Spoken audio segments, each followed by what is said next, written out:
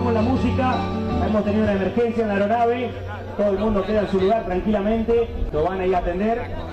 Miren qué bárbaro que estuvo lo del paracaídas balístico. Rápidamente, bomberos, por favor, atentos en caso de que haya algún incendio. Nadie ingresa al predio. Con mucha calma, todo el mundo se queda muy tranquilo en el lugar. Por favor, todo el mundo muy tranquilo en el lugar. Bomberos.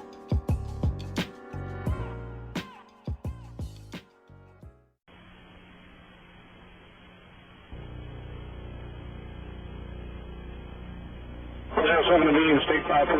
Windows 7, Roger, West End.